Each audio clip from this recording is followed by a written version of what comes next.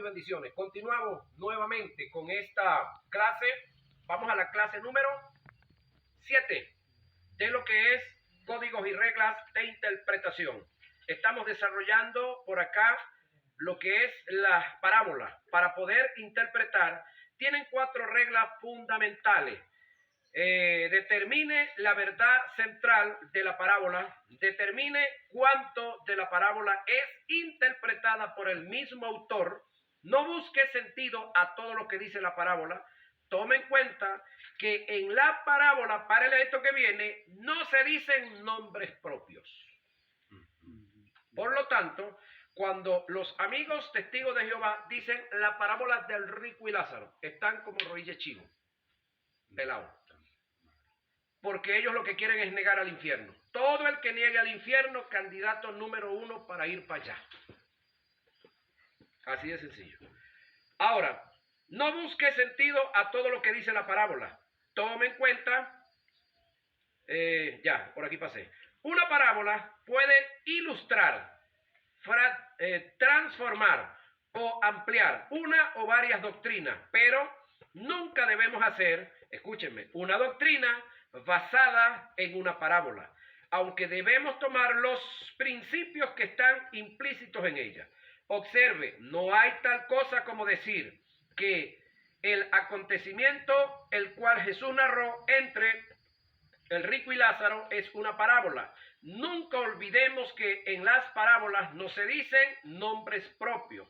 Ejemplo, Mateo 13, 20, 21 y 28 y 55 y Lucas 18, 9. El símbolo es lo que representa algunas cosas y algunos hechos, utilizando algunas cosas u otros hechos conocidos en las escrituras. Encontramos un lenguaje rico en símbolos y el estudio de los símbolos es siempre pertinente. Ejemplo, el águila representa el poder y la vida penetrante, Deuteronomio 32, 11. El ancla representa la esperanza, Hebreos 6, 19. Llave representa autoridad. Cuando usted le entregan una llave, ¿qué le están entregando? Autoridad. Ok, llave representa autoridad. Puerta representa poder. Pero cuando el poder está frente a ti y tú tienes la llave, tienes la autoridad para pasar al otro lado. La puerta, poder, pero tienes la autoridad, pasas al otro lado. Ok, autoridad, te dije Mateo 16, 19 y el otro es Mateo 16, 18, puerta. Sinécdoque consiste en la designación de un todo con el nombre de una de sus partes o viceversa. Hágase uso de esta figura cuando la parte se pone por el todo y el todo se pone por la parte. Vamos a un ejemplo. Primera a Corintios 11:26. Así, todas las veces que comieres este pan y bebieres esta copa, la muerte del Señor anunciáis hasta que Él venga. La sinécdoque se encuentra en la expresión bebáis esta copa. Desde el punto de vista gramatical y de oratoria, esta expresión está mal interpretada, pero cuando entramos en la sinécdoque como figura de relación, es aceptable porque se está poniendo la parte por el todo.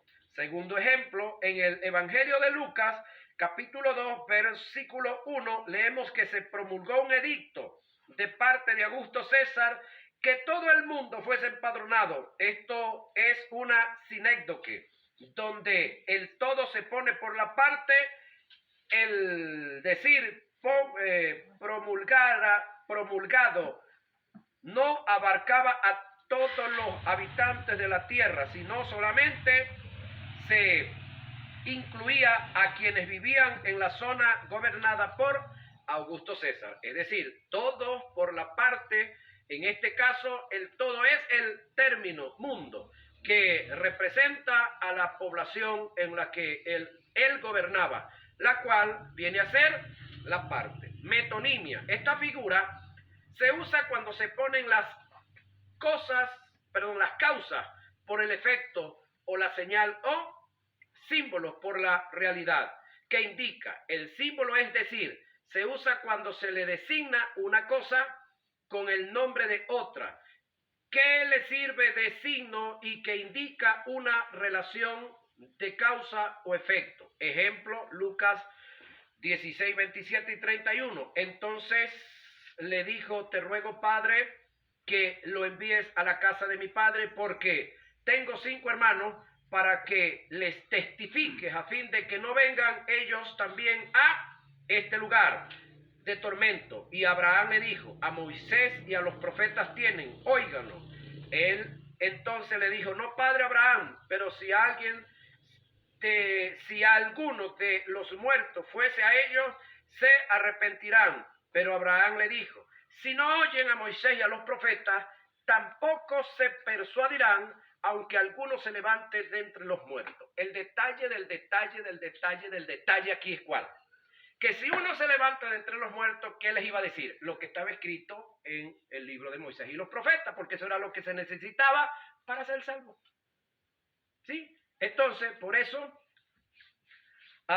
yo no soy el predicador que anhelo que se levanten muertos en mis actividades, en mis campañas, porque vi el caso de Jesús y Lázaro.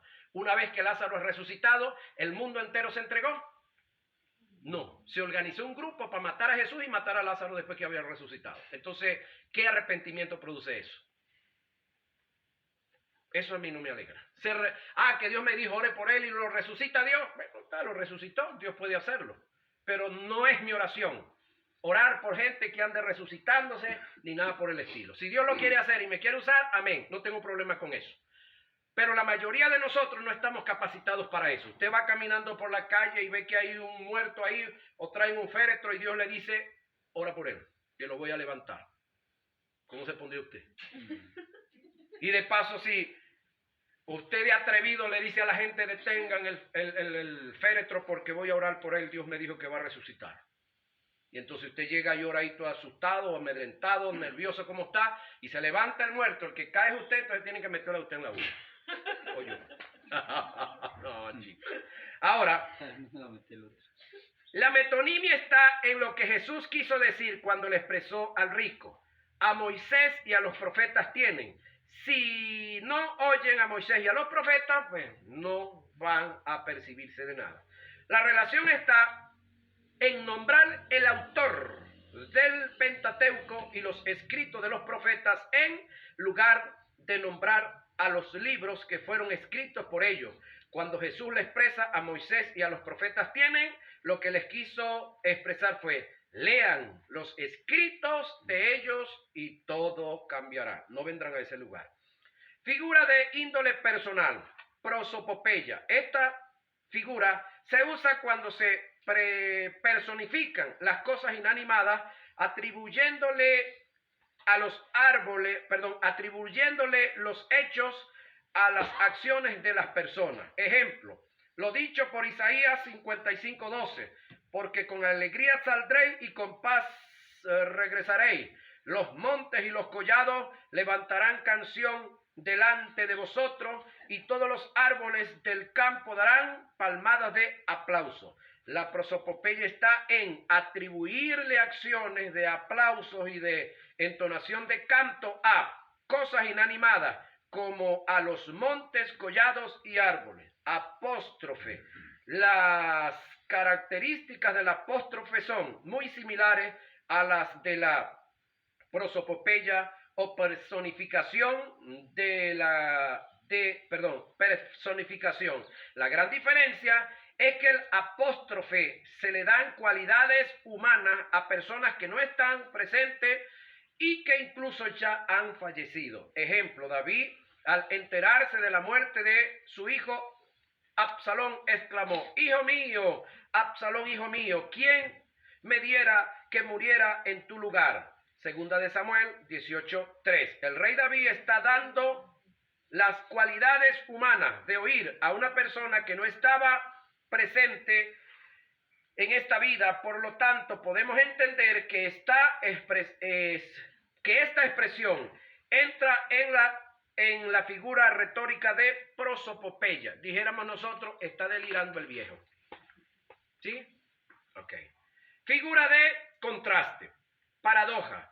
Es una expresión que a primera de cambio parece no tener sentido, pero analizando con profundidad sí lo tiene. Es decir, es el ejemplo de expresión el cual envuelve una contradicción aparente. Ejemplo, Lucas 9:24. Todo el que quiera salvar su vida, la perderá. Y todo aquel que pierda su vida por causa de mí, la salvará. ¿Eso es una qué? Paradoja. Eso no tiene sentido natural. Nota, la paradoja está en que en Dios cuando tratas de ganar algo, lo pierdes. Y cuando pierdes algo, lo ganas. Es decir, en Dios se gana perdiendo y se pierde ganando. Lucas 9:60, Jesús le dijo, dejad que los muertos entierren a sus muertos. Paradoja. Es inaceptable que en lo normal un muerto entierre a su muerto. Y en esto está la paradoja que encierra un mensaje que los muertos desde el punto de vista espiritual puedan enterrar a los muertos físicos. Ironía. Esta figura se usa cuando se expresa lo contrario de lo que se quiere decir, pero siempre de tal modo que se hace resaltando el sentido verdadero. Es decir, ironía. Oye, ese fulano es una bendición. ¿Qué estamos diciendo? Todo lo contrario. Eso es una ironía. Oye, tremendo negro ese. Pan de leche. Cuando vemos uno que está así gordo, hola flaco. Ironía. Ok. Ejemplo, Primera de Reyes 18:24. Hacia el mediodía, Elías se burlaba de ellos diciendo, gritad con voz más fuerte porque es un Dios, quizás está meditando o tiene algún trabajo o se ha ido de viaje, tal vez duerme y haya que despertarlo. Tremenda ironía se estaba disparando acá al profeta. En este pasaje podemos notar la ironía en toda su extensión. Eufemismo.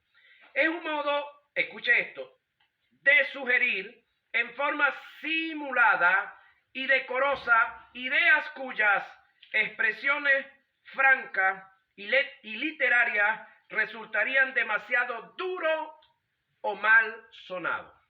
Alguien, no recuerdo quién hablaba conmigo ayer algo que tiene que ver con esto. Es eufemismo. Es el caso de lo que acabamos de leer, la parábola del rico y Lázaro. Pregunto yo, ¿el rico no tenía nombre? Tenía que tener nombre. ¿Por qué no me lo escribe? Porque en la historia, vamos a decir, el lugar de desgracia donde quedó el tipo. Y por respeto al nombre, no digo el nombre. Entonces se usa el eufemismo.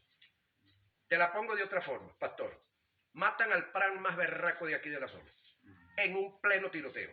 Y te invitan a que tú seas el predicador. Pero cuando tú llegas allá, está el poco de bichos calzados por allá. Todos están calzados. Tú sabes que el tipo nunca había recibido a Jesús. ¿Qué tú vas a decir? ¿Que ese hombre está en las pailas del infierno? No. ¿Por qué? ¿Ustedes no son tan valientes, pues? ¿Qué hay que usar ahí? Eufemismo. Ah, aprendieron. Son rápidos para aprender, ¿verdad? ¿Qué estudiante bueno hay aquí? Eufemismo. Ahí hay que inteligentemente decir las cosas. Es el caso de Pedro, que ese sí lo vamos a ver aquí, en Hechos capítulo 1, cuando van a elegir a Matías y dicen que Judas se ahorcó y se fue a su propio lugar. Ya va Pedro, ¿por qué no me dijiste que se fue al infierno? Porque ya dije el nombre del tipo, no debo decir el lugar donde. Entonces aquí voy a responderle la pregunta de alguno que me preguntaba, no recuerdo quién. ¿Qué digo yo? De los hombres y mujeres que en un sueño por ahí van al infierno.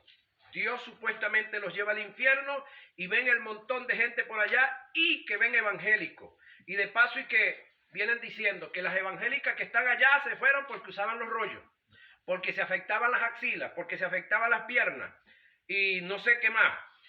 Ajá. Y los evangélicos se fueron allá porque XY, es decir, pecados sociales y morales que no tienen nada que ver.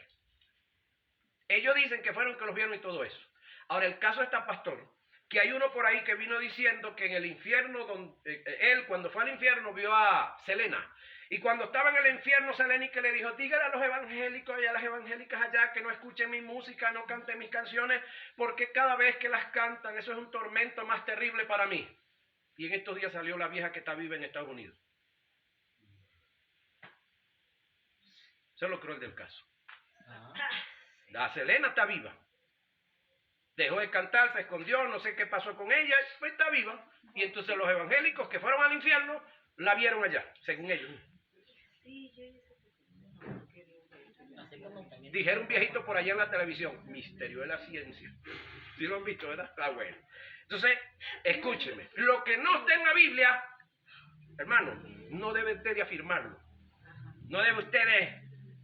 Ahora pregunto, ¿usted lo llevaron con eso supuestamente que fueron al infierno? ¿Usted fue al infierno con ellos? Entonces no lo repita. Si esa experiencia, si ellos la tuvieron, amén, gloria a Dios. Pero si usted no la ha tenido, no ande repitiendo lo que otro repitió de sus experiencias. Viva usted las suyas y si no, viva la Biblia. Y enseñe la Biblia y ya. Amén. Amén. Ok. Ahora, eufemismo. Ejemplo, Hechos 1:25, para que tome la parte de este ministerio y apostolado del cual cayó Judas por transgresión, para irse a su propio lugar. ¿Cuál propio lugar? Ya usted sabe.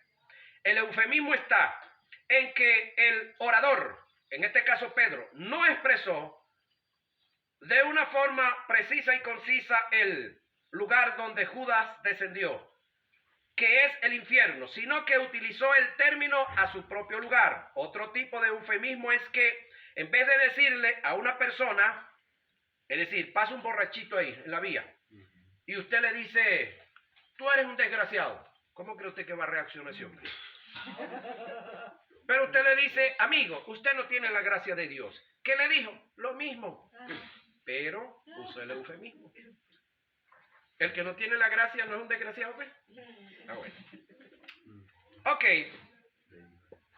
Antítesis. La antítesis es la figura que consiste en anteponerse una frase o una palabra a otra de contraste, significación. Esta figura es muy efectiva y su utilización es muy frecuente en la Biblia. Uno de los muchos casos está en el libro de Deuteronomio. Mira lo que Dios dijo. Mas yo he puesto delante de ti hoy la vida y el bien, la muerte y el mal. Deuteronomio 30:15.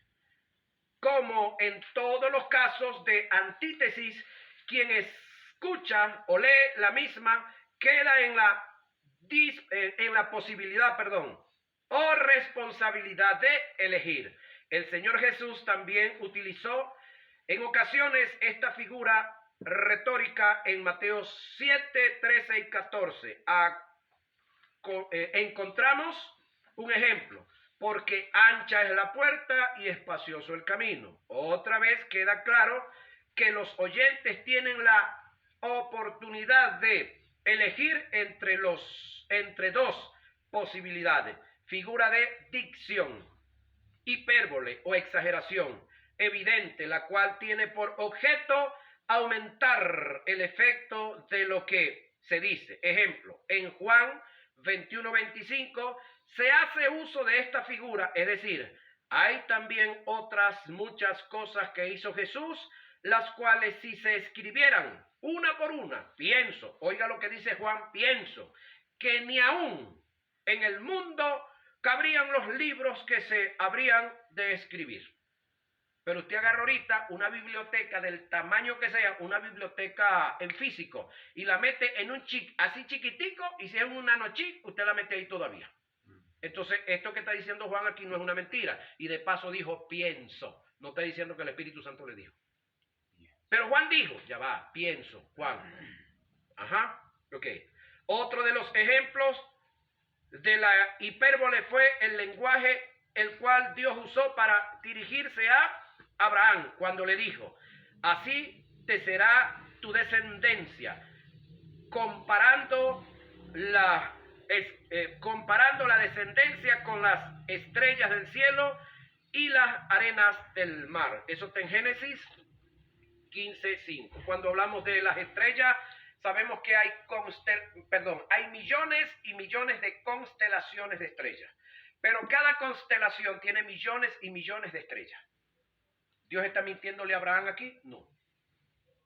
De paso le dijo, sal de la carpa, para que saliera y viera que no eran las cuatro paredes y el puro techo de la carpa lo que existía, que había algo más allá. Y que eso que había más allá lo había hecho ¿quién? Él mismo.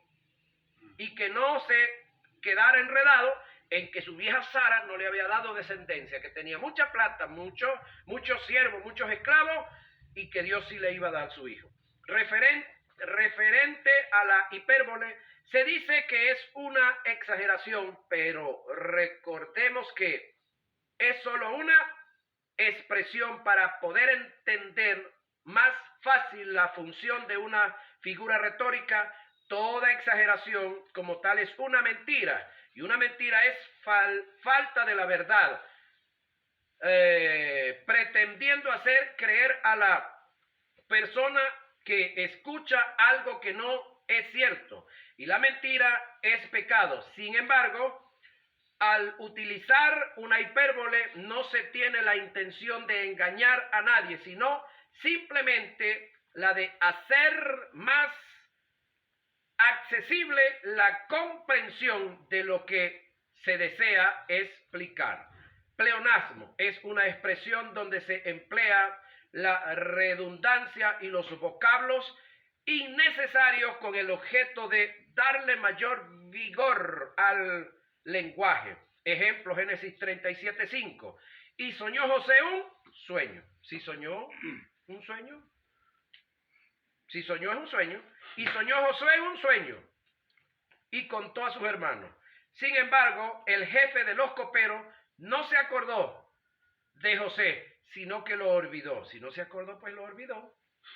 Ajá, pero eso es un pleonasmo. De cierto os digo, redundancia en afirmación. ¿Sí? De cierto os digo, el que no nace de nuevo no puede ver el reino de Dios. Juan 3:2. Eso es una redundancia en afirmación. Observemos que en todos los casos presentados hay una redundancia que según los principios gramaticales y de oratoria, esto está mal escrito y por ende mal expresado, pero entendiendo la figura del pleonasmo es aceptable. Fábula es una composición literal en la que por medio de una ficción se da una enseñanza moral. En ella intervienen seres inanimados o seres vivos irracionales que actúan y hablan como si fueran personas. Ejemplo, pero Joás, rey de Israel, envió a Amasías, rey de Judá, Israel dividido en los dos pueblos. Esta respuesta, el cardo que está en el Líbano envía a decir al cedro que está en el Líbano, dale tu hija por mujer a mi hijo, pero las fieras que están en el Líbano pasaron y pisotearon el cedro. Primera de Reyes 14:9. La fábula está en la forma que se dirige Joás a Amasías. En este caso, el cedro representa a Joás, que es un tipo de árbol frondoso que representaba la prepotencia de este, y el cardo representa a Amasías, que es otro tipo de árbol frondoso, queriendo así Joás humillar a Amasías. Las fieras vendrían siendo el ejército de Joás, el cual venía a destruir a Amasías, suceso que según algunos historiadores tuvieron sus cumplimientos, es decir, Judá e Israel se echaron plomo y se mataron entre ellos mismos. Lea el libro de los jueces para que se dé cuenta y lea como si fuera una revista vaquero yo. Alegoría es una sucesión o conjunto de metáforas generalmente combinadas en forma de narración y cuyo significado original se prescinde. Ejemplo, vamos a ver este ejemplo de estas alegorías. Alegoría es cuando son varias comparaciones o varias parábolas las cuales se están usando y llevando a cabo. Vamos a ver esta acá. De cierto os digo que el que no entra por la puerta, primera alegoría, del redil de las ovejas, sino que sube por otra parte, ese es ladrón y salteador. Pero el que entra por la puerta, otra alegoría, el pastor de las ovejas es así. A este abre el portero, y las ovejas oyen su voz, y sus ovejas las llama por nombre, y las saca. Y cuando ha sacado fuera todas las propias, va delante de ellas, y las ovejas le siguen, porque conocen su voz. Pero el extraño, otra alegoría, no seguirán, sino que huirán de él, porque no conocen la voz del extraño. Eso está en Juan 10, 1 al 8. Le aclaro esto. En Israel habían dos tipos de corrales de ovejas. ¿Cuál era? El corral que se hacía improvisado allá en el monte en el tiempo de verano, y usted tranquilamente buscaba un sitio, en un zanjón, un recóndito sobre unas piedras, y hacía un corral ahí y las encerraba fácilmente. Un corral provisional por un día o 2 días, entre varios pastores. De repente, un barranquito como este que ven aquí, le tiraban una cerca aquí, está, y listo. Dejaban una puerta por donde ellos entraron y salían. En esa puerta tenía que quedarse uno de los pastores por turno, acunclillados ahí. Porque si se dormían todos, estaban en pleno monte, donde habían lobos, tigres, leones y cuanto animal grande. Entonces, si se dormían, aparte de que se los comían a ellos, se comían las ovejas. Entonces ellos tenían primero que quedarse en la puerta, que es el primer ejemplo que Cristo se pone de él, ¿sí? Segundo, él es el buen pastor, ahí está el otro, ¿sí? Por eso es una, ¿qué dijimos? Alegoría. Ok, entonces, este corral del campo era el corral que se hacía en tiempo de verano, pero estaba el otro tipo de corral, el de la ciudad. Es como decir, en el pueblo, estas urbanizaciones que hicieron donde no hay garaje en cada casa, sino que hicieron un garaje para todas las casas. Ejemplo, los edificios. Usted no va a subir el carro hasta el apartamento arriba, lo tiene que dejar abajo. Entonces hay alguien que cuida de los carros, que está pendiente de los carros. Ese que cuida de los carros es el portero. Entonces vienen varios pastores con varios rebaños y los encerraban ahí, así como vienen varios propietarios de los apartamentos que traen varios carros. Entonces dejaban las ovejas ahí, pero las ovejas conocen a su dueño por el olor y por el oído. Cada oveja tiene sus nombres diferentes y su llamado es diferente. El detalle es que varios de estos que tenían estos rebaños de ovejas eran cuidadores, no eran los dueños de las ovejas, que ese es el otro detalle.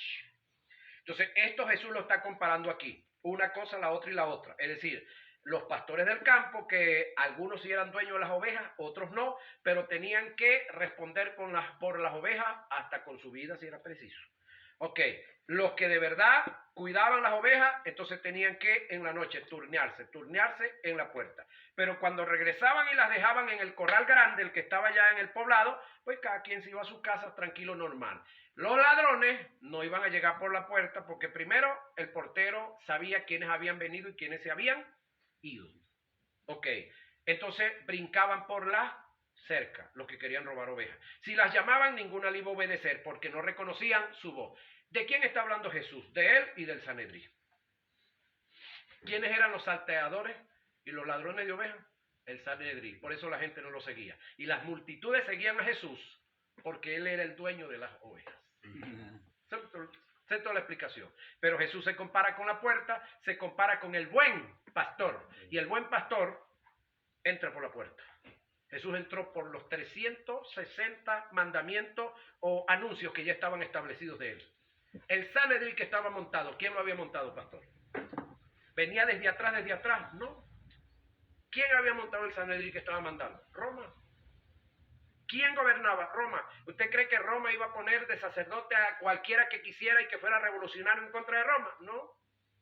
¿Qué les interesaba al Sanedrín la gente? Nada. Ellos estaban sometidos. Tenían la patica en la nuca, del Imperio Romano. ¿Eran libres? Negativo. Por eso entonces tenemos a Simón el Celote, guerrillero urbano, tenemos a Judas Iscariote, guerrillero urbano, los otros dos hombres, aquellos que se levantaron antes de Jesús, que uno se llamaba Judas, el otro no recuerdo el nombre, que llegaron a alzar más de 500 hombres, que los mataron y luego la gente se dispersó, ¿se recuerda? Eso está en Hechos. Ok. Que ahí es donde aquel hombre saca aquella célebre frase y dice, Teudas creo que se llamaba, recuérdense de Teudas y de Judas, los dos que se levantaron, y le dijo, tengan cuidado señores, si esta gente son igual que Teudas y el otro, ya Jesús lo mataron, eso se va a dispersar, pero si esto no se dispersa, tengan cuidado señores, no sea que estén luchando contra Dios. Gamaliel. Pero el tipo se salió al paquete siendo el jefe de ellos, es lo más cruel del caso. Inteligente el Gamaliel ese, ¿verdad? Ok, entonces la alegoría, esta alegoría le dijo Jesús a los judíos, pero ellos no entendieron qué era lo que les quería decir. Yo soy la vid verdadera y mi padre es el labrador, todo pámpano que en mí no lleva fruto, lo quitará, y todo aquel que lleve fruto lo limpiará para que lleve más frutos. Juan 15:1. La alegoría es cuando se usan varias metáforas para narrar un acontecimiento. Enigma. Es un dicho de sentido artificiosamente encubierto y su propósito es precisamente interrogar, despertar el deseo de descubrir lo que se encubre y se usa deliberadamente para probar la capacidad de comprensión de quienes escuchan. Él les dijo, yo tengo una comida que comer que vosotros no sabéis. ¿Qué es eso? Enigma. Juan 4:23. Jesús. Le respondió Jesús, de cierto te digo, que el que no nace de nuevo no puede ver el reino de Dios. Enigma. Jesús. Cuando Sansón le dijo, del fuerte salió dulzura. Enigma.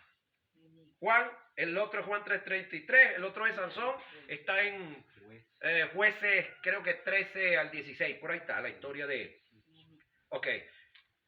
Observe cómo se cumplen los principios del enigma, los cuales son intrigar y despertar el deseo sobre lo encubierto, y producto de este puede haber ciertas interrogantes y ciertas observaciones. Vamos con principios de interpretación. Oiga lo que viene ahora, hermano querido. Lo que le voy a decir de ahorita en adelante es más importante que todo lo que le he dicho en toda la guía. Que se le olvide todo lo que le he dicho, pero lo que le voy a decir que no se le olvide. Esta es la clave. Principios de interpretación. Acuérdense que yo no le estoy enseñando ahorita teología a usted. No diga, estoy estudiando teología. El mes que viene sí vamos a estudiar teología. Ahorita yo estoy haciendo como esto. Agarra esta comparación. Yo le estoy agarrando la Biblia a usted y se la estoy deshojando libro por libro. Y después, cada libro, página por página, y prendemos un ventilador de esos que dicen los maracuchos mollejúos. Y se los lanzo así, con ese bicho prendido, y le rego todo el bochinche. Eso es lo que estoy yo haciendo ahorita, echándoles a perder la Biblia a todos los que me están viendo y oyendo, especialmente a ustedes. Para el próximo mes comenzamos a recogérsela. No se preocupe, por eso esto es duro, porque es así. Principios de interpretación. Existen en las reglas de la hermenéutica 3 grandes principios los cuales debemos conocer en una forma precisa y concisa para ser buenos estudiosos de las Escrituras y por ende ser buenos expositores de ellas. Estos principios son, oiga, inspiración, revelación e iluminación. La Biblia en su totalidad fue inspirada, toda. La Biblia en su totalidad fue revelada. La iglesia no necesita pastor. La palabra inspirada, ya la tiene, ahí está, mire, por ahí la tiene. Todos los que la tienen, yo la cargo aquí en digital, hay 3, y en la casa tengo como 10, pero eso pesa mucho para cargarlo. Ahora, con las 3 que cargo aquí es suficiente. Entonces la Biblia en su totalidad, es decir, el plan de Dios para la humanidad en su totalidad está revelado. Los profetas que escribieron y los apóstoles que escribieron, lo que Dios les reveló, llegaron a su fin ya. ¿Hay profetas en este tiempo? Sí. ¿Hay apóstoles en este tiempo? Sí. Pero no tienen autoridad de Dios para escribir algo nuevo y menos que vaya en contra de lo que ya está establecido. Porque lo nuevo o el Nuevo Testamento no va en contra del Antiguo Testamento. El Nuevo Testamento es el cumplimiento de lo que se profetizó y se anunció en el Antiguo Testamento. Entonces el que escriba y diga algo ahorita que vaya en contra del Nuevo Testamento y del Antiguo, pues es un falso. Llámese como se llame, tenga las estrellas que tenga aquí, los soles que tenga aquí, esté en el canal que esté, tenga los libros que tenga y tenga los millones que tenga. Es un falso. El que enseñe en contra de lo que ya está escrito, de lo que ya está revelado. Ahora, ¿qué nos falta a nosotros como iglesia, pastor? Iluminación de lo que ya está revelado. Ese es el meollo de todo. Ahora, ¿cómo yo llego a la iluminación? Caminando sobre la revelación. Conociendo los códigos y las reglas de interpretación, voy a poder entonces hacer interpretación correcta de lo que ya está revelado. Entonces, algunos institutos hablan de a ver si me llega el término. El término logos, acuérdenme el otro, los que han estudiado en algún sitio por ahí. Logos y... logos, logión, hay otro. Logo es lo que está escrito, es decir, las letras, ¿sí? Ok, y una vez que yo camino sobre lo que está escrito, entonces salta hacia acá no lo recuerdan, se les olvidó. Es la iluminación, pero eso tiene otra terminología. Es decir, de la única forma que lo que está revelado a mí se me ilumine es que yo camine sobre lo que está revelado. Y camine una, otra y unas cuantas veces. Porque hay cosas que Dios me las va a enseñar hasta aquí, porque esa es mi capacidad de entendimiento y de retención. Pero una vez que me enseñó hasta aquí, ya me capacitó para luego enseñarme hasta aquí. Pero para enseñarme hasta aquí, yo tengo que volver a pasar por aquí. Te lo pongo de otra forma. Un atleta levanta 80 kilos en una primera salida. Para el próximo año, ese atleta, si sigue preparándose psíquicamente y físicamente, puede levantar 81 kilos. Rompe el récord de él mismo. Y así puede ir rompiendo. Y todos los años, en todas las disciplinas, se siguen rompiendo récords en todo el mundo. ¿Por qué razón?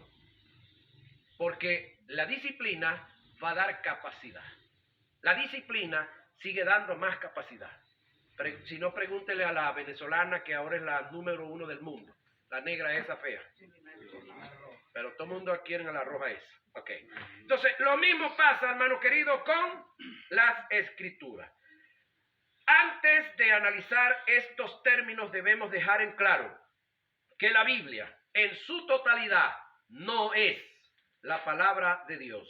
Ella contiene palabra de Dios. La Biblia en su totalidad, cuando usted carga el libro ese hermoso que usted carga y lo carga por acá, y le preguntan, hermana María, ¿y ese libro que usted carga ahí? Esa es la palabra de Dios. Eso es verdad, pero también es mentira. Eso es una verdad relativa. ¿Por qué? Porque en ese libro que usted carga está escrito el pensamiento de Dios, pero ahí hay cosas escritas también que dijo el diablo, que dijeron los demonios y que dijeron los hombres también. Por lo tanto, ese libro no es digno de adorarlo, como algunos lo adoran. Y de paso, conocí un chico que cuando él salía de cacería al monte, no era cristiano, se metía un Nuevo Testamento al bolsillo. ¿Y eso es para qué? Para que me cuide. Él lo cuidaba el Nuevo Testamento. Pero el que mandó a escribir lo que estaba en el Nuevo Testamento no lo cuidaba. Hizo del Nuevo Testamento un ídolo. Gente que tiene en su casa la Biblia abierta en el Salmo 91. Esas son las páginas amarillas que están ahí porque es el único que la tienen abierta, pero nunca lo leen. Eso se llama bibliomancia. Otros que dicen, voy a leer la Biblia, Señor, y agarran la Biblia, Señor, donde el dedito lo coloque, ahí voy a leer, Señor, tú, y abren la Biblia, Señor, aquí voy a leer. Entonces dice un amigo que un día que leyó uno que decía, lo que vas a hacer, hazlo pronto. Y dijo, ya va, Señor, ya va. Y volvió a cerrarla. Y entonces volvió a abrirla y le dijo, Señor, donde yo pongo el dedo ahora sí es donde voy a leer. Y volvió a abrirlo y puso el dedo. Y entonces abrió otra vez y el texto que leyó dice, y Judas salió y se ahorcó. La Biblia no es para leerla de esa forma.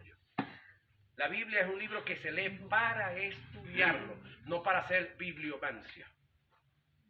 brujería, hechicería con ella, por flojos de estudiar, por flojos de tener una disciplina de leer. Ahora, ella registra actos donde los hombres hablaron por su propia voluntad. Pero, oiga lo que viene, a los que están unidos en matrimonio, mando no yo, sino el Señor. Aquí Pablo está aclarando que las mujeres no se separen del marido. Si se separan, quédense sin casar o reconcíliese con su marido. Y que el marido no abandone a su mujer. Y a los demás, digo yo, no el Señor. Aquí Pablo está aclarando que lo que viene a decir de ahorita en adelante no es un mandato del Señor, sino de él. Si algún hermano tiene mujer que no sea creyente y ella consiente en vivir con él, no la abandone. Y si una mujer tiene marido que no sea creyente y él consiente en vivir con ella, no la abandone. Luego dice, por si quizás, ese hombre o esa mujer, por tu comportamiento, por tu trato, entregan su vida al Señor. Pero aquí, ¿quién está hablando? Pablo. Entonces entienda, cuando Pablo habla que es él y cuando habla Jesús. Registran actos donde Satanás habló en lo personal. Escuche eso. Y vino a él el tentador y le dijo, si eres hijo de Dios, di que estas piedras se conviertan en pan. Entonces el diablo lo llevó a la santa ciudad y lo puso sobre el pináculo del templo y le dijo, aquí viene el diablo a hablar, si eres hijo de Dios, échate abajo, porque escrito está. Aquí le cita la Biblia, pero mal usada. A sus ángeles mandará acerca de ti. Otra vez le llevó el diablo a un monte muy alto y le mostró todos los reinos del mundo y la gloria de ellos y le dijo, todo esto te daré si postrado me adorares. Mateo 4, 3 y 10. Registran actos donde los hombres hablaron en su propia cuenta y vinieron al otro lado del mar, a la región de los Gadarenos, y cuando salió él de la barca, enseguida vino a su encuentro de los sepulcros un hombre con un espíritu inmundo. Cuando vio pues a Jesús, de lejos corrió y se arrodilló ante él, y clamando a gran voz dijo, ¿qué tienes conmigo, Jesús, Hijo del Dios Altísimo? Te conjuro por Dios que no me atormente. Todas estas expresiones las estaba diciendo un endemoniado. Mateo 5, 1 al 7. Es de suma importancia contextualizar los diferentes términos que se utilizaron en el griego para poder aceptar las grandes contradicciones que se consiguen en las escrituras en lo que los hombres en su propia voluntad dijeron. Inspiración. Hay dos términos en el griego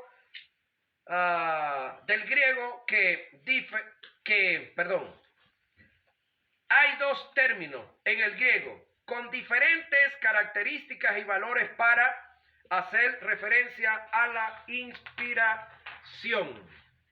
Definición de cada uno de ellos. Vamos a definir cuáles son los dos términos que debe de aprendérselos de memoria y que esos son los que van a generar los hermosos puntos para la socialización. Ay, sí. Todo va a funcionar, pero esto va similar a lo que le mandé a leer el libro de Juan, similar a lo que le mandé a buscar en Hebreos, que esto es la base para que usted se coma la Biblia y deje de temerle a la Biblia y deje de decir, es que la Biblia yo la leo y no la entiendo, no sé qué pasa. Necesidad de conocer códigos y reglas de interpretación. Bendiciones. Nos vemos en la próxima clase.